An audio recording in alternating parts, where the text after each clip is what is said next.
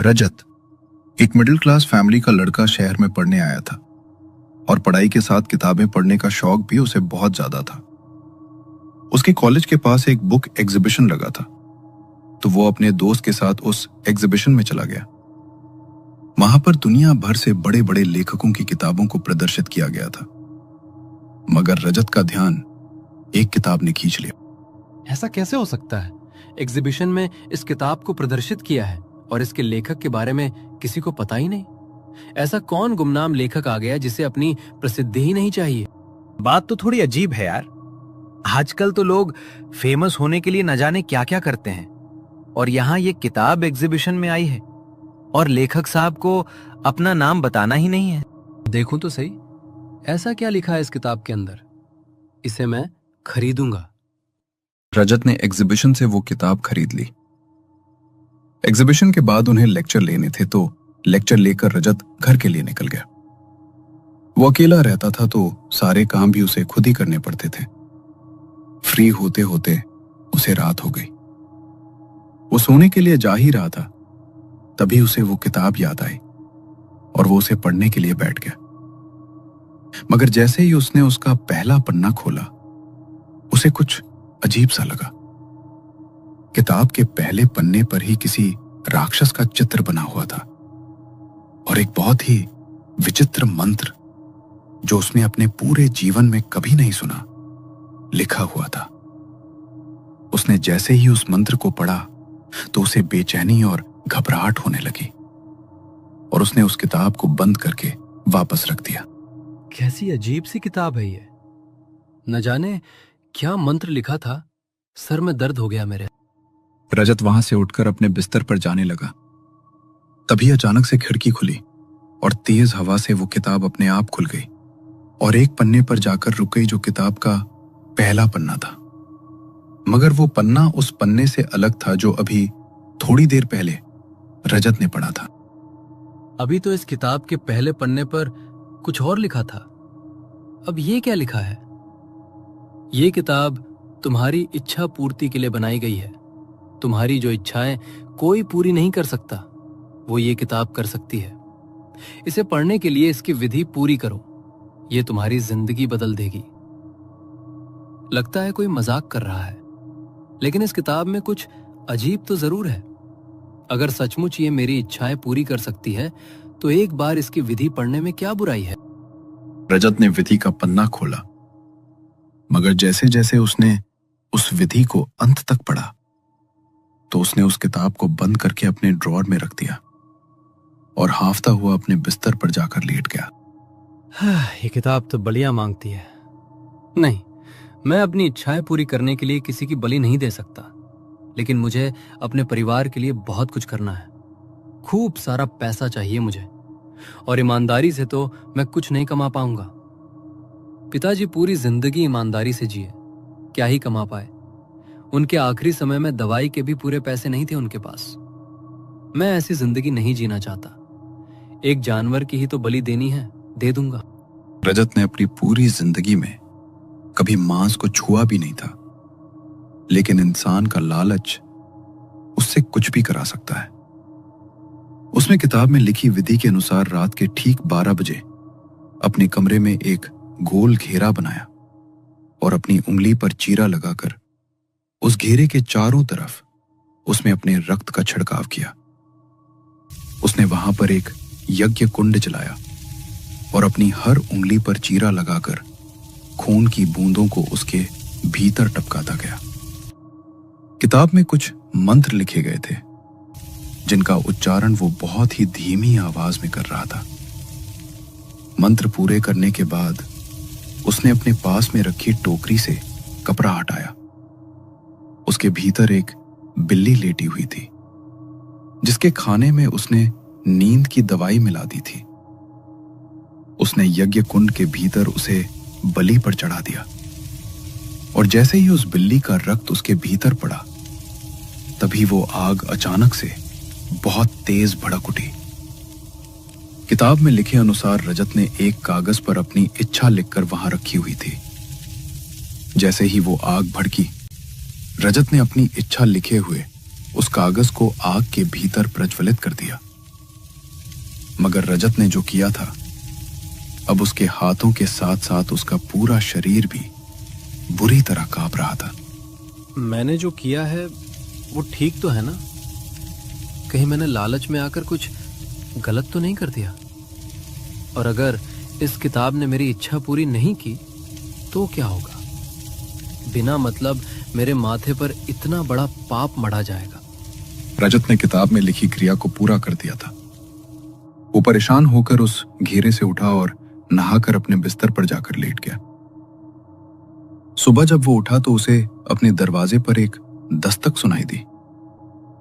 उसके घर कभी कोई आता नहीं था, क्योंकि वो किराए पर एक छोटा सा रूम लेकर रहता था और अपने हालात वो किसी को दिखाना नहीं चाहता था। इतनी सुबह सुबह दरवाजे पर कौन आ गया? मकान मालिक तो नहीं आ गया, लेकिन किराए के पैसे तो मैंने दे दिए थे, तो मकान मालिक क्यों आएगा? पता नहीं कौन है। दरवाजे पर फिर से ठक ठक हुई। रजत ने आंखें मसलते हुए जाकर दरवाजा खोला, मगर दरवाजे पर कोई नहीं खड़ा था। अरे यार, क्या है? पता नहीं कौन सुबह सुबह परेशान करने आ गया। नींद भी खराब कर दी मेरी। रजत दरवाजा बंद करने ही वाला था, तभी उसका ध्यान नीचे रखे एक बैग पर गया, जिसके ऊपर एक चिट्ठी रखी हुई थी। ये बैग यहां पर कौन छोड़कर गया है? और ये चिट्ठी जैसा क्या है इसके ऊपर? देखूं तो। रजत ने वो चिट्ठी खोलकर पढ़ी तो उसकी आंखों में अलग ही चमक आ गई। इसका मतलब कल रात जो मैंने किया वो सब सच था। मतलब मैंने जो मांगा वो मुझे मिल गया। रजत ने वो बैग उठाया और जल्दी से उसे घर के अंदर ले आया। उसने दरवाजे को अंदर से कड़ी लगाई और जल्दी से बैग खोलकर देखा तो उसके भीतर नोटों का भंडार भरा हुआ था। रजत का मुंह खुला का खुला रह गया। रजत शुरू से ही बिजनेस माइंडेड था, बस कमी थी तो शुरुआत करने के लिए पैसों की, और अब तो उसे वो भी मिल गए थे। उसने उन पैसों से अपने बिजनेस की शुरुआत की और जैसा कि उसने इच्छा मांगी थी कि उसे बेशुमार पैसा मिले, तो कुछ ही सालों में उसका बिजनेस ऐसे मुकाम पर पहुंच गया जिससे उसके पास बेशुमार पैसा आ गया। मगर कहते हैं ना कि इंसान की इच्छाएं कभी खत्म नहीं होती। उसकी एक इच्छा पूरी होती है तो दूसरी इच्छा की पूर्ति उसे सपाने लगती है। वर्षा रजत की ऑफिस में एक एम्प्लॉय थी, मगर सुंदर इतनी कि अगर एक बार कोई उसे देखे तो दूसरी बार उसे देखने से खुद को रोक न पाए। रजत का दिल भी उसके ऊपर आ गया था।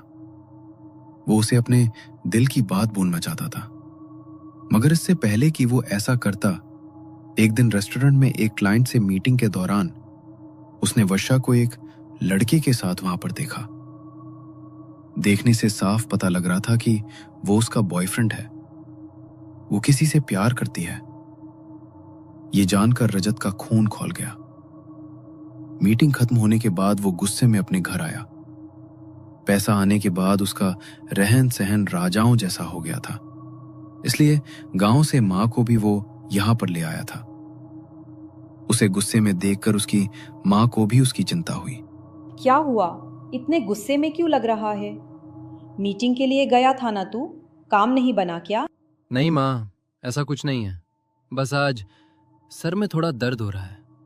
तुम चिंता मत करो, शावर लेकर थोड़ी देर आराम करूंगा तो ठीक हो जाऊंगा। बाकी तुम बहुत दिन से कह रही थी ना कि तुम्हें मौसी से मिलने जाना है, तो आज ड्राइवर तुम्हें ले जाएगा। मौसी को फोन करके बता दिया है मैंने। रजत ने अपनी मां को आज रात के लिए घर से भेज दिया। रात को खाना खाने के बाद उसने अपनी अलमारी खोली और फिर से उस किताब को बाहर निकाला। उसी तरह गोल घेरा बनाकर उसके चारों तरफ उसने अपने रक्त की बूंदों को टपकाया। उसके बगल में एक बंधी हुई बकरी रखी थी। उसने किताब में लिखे हुए मंत्रों को पढ़ा और मंत्र पूरे होते ही उस बकरी की बलि उस यज्ञ कुंड में चढ़ा दी। उसका रक्त कुंड में पड़ते ही अग्नि भड़क उठी और रजत ने अपनी इच्छा लिखा हुआ कागज आग के भीतर प्रज्वलित कर दिया। क्रिया पूरी होते ही उसके चेहरे पर मुस्कान आ गई। वो नहाकर अपने बिस्तर पर जाकर सो गया। अगली सुबह वो ऑफिस गया तो वर्षा ऑफिस नहीं आई थी। अगले 1 महीने तक वो ऑफिस नहीं आई और किसी को उसके बारे में कोई खबर भी नहीं थी, ना ही उसका नंबर लग रहा था। तभी 1 महीने बाद वर्षा ऑफिस आई तो पता चला कि 1 महीने पहले एक एक्सीडेंट में उसके बॉयफ्रेंड की मौत हो गई। ये सुनकर रजत के चेहरे पर एक शैतानी हंसी छा गई और धीरे धीरे वर्षा रजत के करीब आ गई और कुछ ही महीनों में ही रजत ने उससे शादी कर ली। उसे लगा कि उसे अब सोने के अंडे देने वाली मुर्गी मिल रही है। वो जो चाहे उस किताब से मांग सकता है, मगर इस दुनिया में कुछ भी मुफ्त में नहीं मिलता। हर चीज की कीमत इंसान को चुकानी ही पड़ती है। ये बात शायद रजत समझ नहीं पा रहा था। रजत के पास जो होना चाहिए था, उसके पास वो सब था। इसलिए बहुत समय से उसने उस किताब को खोलकर देखा ही नहीं था और ना ही कोई अच्छा मांगने का अब उसका मन था। तभी एक रोज उसकी मां की तबीयत बहुत खराब हो गई। उन्हें जानलेवा बीमारी हो गई और वो बीमारी के ऐसे स्टेज पर थी जहां पर हर बड़े से बड़े डॉक्टर ने उनका इलाज करने से मना कर दिया, क्योंकि वो चाहकर भी उन्हें ठीक नहीं कर सकते थे। रजत के जीवन में अब ऐसी स्थिति आकर खड़ी हो गई थी कि किताब से इच्छा मांगने के अलावा उसके पास दूसरा कोई चारा नहीं था। वो किताब उसकी बस 4 इच्छाएं पूरी कर सकती थी। 2 इच्छाएं वो पहले ही पूरी करवा चुका था। तीसरी इच्छा के लिए उसने तीसरी इच्छा का पन्ना खोला, मगर अपनी तीसरी इच्छा के लिए उसे जिस चीज की बलि देनी थी उसके बारे में जानकर उसके पैरों तले से जमीन खिसक गई। क्या? इसका मतलब मुझे मेरी माँ की जान बचाने के लिए किसी इंसान की बलि देनी होगी? नहीं, मैं ऐसा नहीं कर सकता। मैं किसी इंसान की जान नहीं ले सकता। ये कैसी परिस्थिति में फंस गया मैं? अगर मैंने किसी इंसान की बलि दे दी तो उसका बोझ हमेशा मेरे सीने पर रहेगा, और अगर मैंने ऐसा नहीं किया तो हमेशा इस बात का अफसोस रहेगा कि मेरे पास मेरी माँ को बचाने का ऑप्शन था, लेकिन मैंने उन्हें बचाया नहीं। अब रजत बुरी कश्मकश में फंस चुका था कि आखिर वो करे तो क्या करे। मगर इंसान अंत में अपने और अपनों के बारे में ही सोचता है। उसके घर में गोपाल नाम का एक नौकर काम करता था। उसने गोपाल को शरबत बनाकर दिया, जिसमें उसने नींद की दवाई मिलाई थी। गोपाल बेहोश हो गया और रजत ने क्रिया शुरू करके गोपाल को भी बलि पर चढ़ा दिया और उसके बचे हुए मांस को उसने कुत्तों को खिला दिया। गोपाल की पूछताछ करने के लिए उसके परिवार में कोई नहीं था, इसलिए कभी रजत इस मामले में फंसा ही नहीं। और जैसा कि वो किताब हर बार उसकी इच्छा पूरी कर देती थी, इस बार भी उसने उसकी इच्छा को पूरा कर दिया और कुछ ही महीनों में उसकी मां बिल्कुल स्वस्थ हो गई। लेकिन रजत का मन अंदर से खुश नहीं था। उसे अपनी मां के ठीक होने की खुशी तो थी, मगर उन्हें ठीक करने के लिए उसे जो करना पड़ा, उसका बोझ उसके मन से मिट नहीं रहा था। कुछ भी हो जाए, मगर आज के बाद इस किताब से किसी इच्छा की पूर्ति नहीं कराऊंगा। वैसे भी एक ही इच्छा मांग सकता हूं मैं इससे, वो भी नहीं मांगूंगा। इसने मेरी इच्छाएं तो पूरी कर दी, मगर मुझे ऐसे बोझ के अंदर डाल दिया कि अब मैं खुद को माफ नहीं कर पा रहा। मगर अब बात रजत के हाथों से बहुत ज्यादा निकल चुकी थी। रजत ने वो किताब जब शुरू की तो उसने उस किताब को बस उतना ही पढ़ा जितना पढ़ने की उसे जरूरत थी। मगर उस किताब के आखिरी पन्ने पर कुछ ऐसा लिखा था जिसे अगर वो पढ़ लेता तो शायद कभी उससे अपनी कोई इच्छा पूरी ना करवाता।